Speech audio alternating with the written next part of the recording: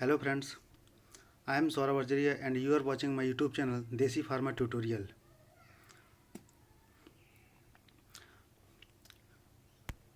आज हम disorder of sex hormone का सेकेंड पार्ट पढ़ेंगे। लास्ट वीडियो में हमने फीमेल सेक्स हार्मोन के डिसऑर्डर में पहला बताया था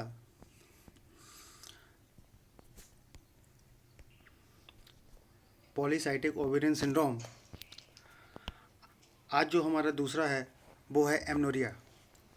ये एमनोरिया होता क्या है, इसके कितने प्रकार हैं, इसके कौन कौन से सिम्टम होते हैं और इसकी पैथोजेनेसिस क्या है, आज हम इसके बारे में पढ़ेंगे।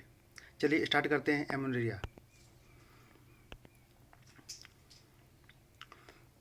सबसे पहले यदि हम बात करें, एमनोरिया जो है वो ग्रीक वर्ड, दो ग्रीक वर्डों से लिया गया है। पहला वर्ड है मैन, इसका अर्थ होता है मंथ, और दूसरा है रेन, जिसका होता है टू फ्लो। इसका सीधा सीधा मतलब है कि जो एमनोरिया है इसमें रिप्रोडक्टिव वुमेन्स का जो मेंस्ट्रुएशन होता है वो तो या तो एब्सेंस हो जाता है या फिर सप्रेस हो जाता है, मतलब या फिर बंद हो जाता है या कुछ समय के लिए रुक जाता है। ये कोई बहुत बड़ी बीमारी नहीं है, ये एक सिम्टम है जो बहुत सारे रीजन से पैदा हो सकता है। अब जो एमनोरिया है उसके टाइप पढ़ेंगे। इसके दो प्रकार के टाइप होते हैं, एक होता है प्राइमरी एमनोरिया और दूसरा होता है सेकेंडरी एमनोरिया। प्राइमरी एमनोरिया में होता क्या है, इसमें क्या होता है कि वुमेन्स में या फीमेल्स में पीरियड्स नहीं आते हैं, मेंस्ट्रुएशन पीरियड नहीं आता है और कोई भी प्यूबर्टी के लक्षण जो है उनमें नहीं आते हैं।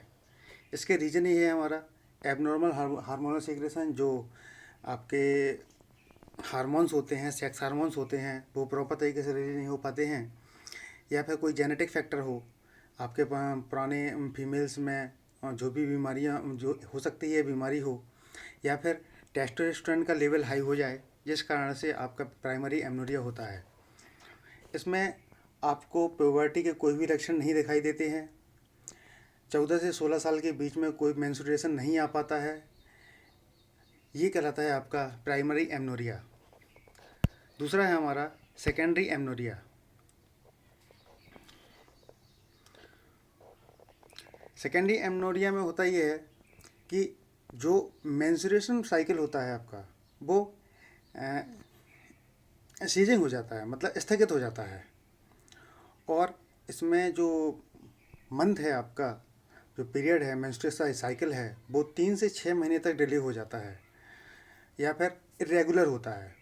इसके पीछे भी रीज़न हमारा क्या है, abnormal hormonal secretion, genetic reason भी हो सकता है आपका, और फिजिकल स्ट्रेस भी हो सकता है।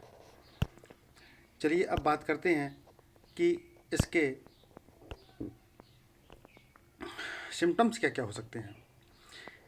सिम्टम को हम दो भागों में बांटेंगे, प्राइमरी एमनोरिया और सेकेंडरी एमनोरिया। प्राइमरी एमनोरिया में होता है कि नो मेंस्ट्रुएशन फ्लो, इसमें मेंस्ट्रुएशन नहीं होता है और कोई भी प्यूबर्टी के साइन नहीं होते हैं।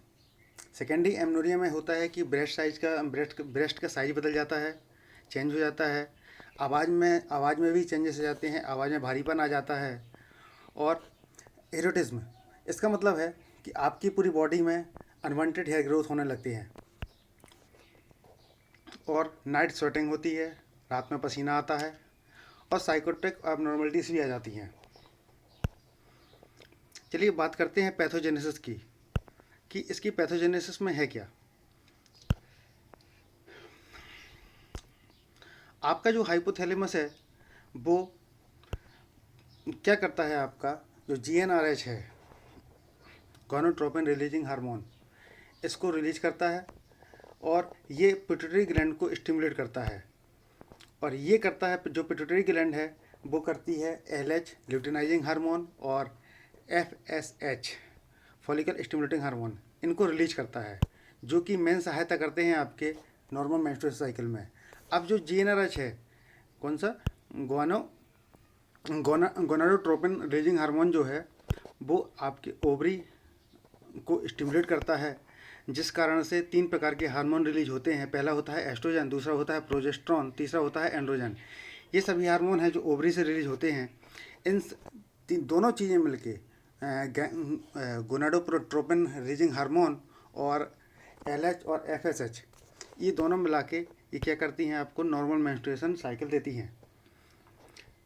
अब होता ये है आपका इसमें कि हाइपोथैलेमस इनहिबिशन हो जाता है इसमें सेडेशन कॉज हो जाता है, जिस कारण से ये हाइपोथैलेमस प्रॉपर तरीके से एक्टिवेट नहीं हो पाता है और ये पिट्यूटरी ग्लैंड को स्टिमुलेट नहीं करता है, जिस कारण से LH ल्यूटिनाइजिंग हार्मोन और FSH follicle releasing hormone follicle stimulating hormone का सिक्रेशन नहीं कर पाता है, जिस कारण से आपको एमनोरिया होता है। ये थी आपकी पैथोजेनेसिस। ज़्यादा कठिन पैथोजेनेसिस नहीं है, सरल पैथोजेनेसिस है, आप इसको कर सकते हैं। अब एक और आपका जो बताया था अभी हमने लास्ट टाइम जब बताया, लास्ट जो वीडियो था हमारा, उसमें आपका पॉलीसाइटिक ओवेरियन सिंड्रोम था। उसमें हमें एक बहुत बड़ी प्रोसेस बताई थी, पैथोजेनेसिस थी, उसमें बहुत सारे स्टेप थे। उस स्टेप को यदि हम आधा कर दें तो हम पैथोजेनेसिस ऑफ हिरोटिज्म की पढ़ सकते हैं। इसमें होता ही है हमारा कि कोई जेनेटिक फैक्टर, जैसे जेनेटिक फैक्टर हो गया, ओबेसिटी हो गया या सेडेंटरी लाइफस्टाइल हो गई, तो ये दो भागों में बढ़ जाती है हमारी। तो ये क्या करती है, गोनाडोट्रोपिन हार्मोन को रिलीज करती है। रिलीजिंग हार्मोन होता है जो उसकी पल्स एक्टिविटी क्रिएट करती है और इंसुलिन को रेजिस्टेंस करती है, जिस कारण से आपको FSH और LH का रेशियो जो होता है बढ़ जाता है। ठीक है, जिसमें कि मुख्यतः LH का ल्यूटिनाइजिंग हार्मोन का सिक्रेशन बढ़ जाता है, जिस कारण से आपको एंड्रोजन का एक्सेस हो जाता है। एंड्रोजन का सिक्रेशन बहुत एक्सेस हो जाता है और इस साइड इंसुलिन में हाइपर इंसुलिन में हो जाता है, जिस कारण से आपको हेरोटिज्म होता है। हेरोटिज्म क्या था हमारा, महिलाओं में पुरुषों जैसे अनचाहे बालों का विकास होना। बहुत सारे कई प्रकार के बाल आपकी बॉडी में आ जाते हैं, पूरी बॉडी में आ जाते हैं। महिलाओं में इतने बाल नहीं देखे जाते हैं, हेयर्स नहीं देखे जाते हैं, लेकिन इस कंडीशन में आपको आपकी पूरी बॉडी में ये आपको हेयर्स देखने को मिलेंगे। ये थी हमारी पैथोजेनेसिस हेरोटिज्म की। ये हमारा जो females disorder of female sex hormone का था, ये आज हमारा समाप्त होता है। कल से स्टार्ट करेंगे हम मेन सेक्स हार्मोन का, disorder of main sex hormone. Okay, thank you very much.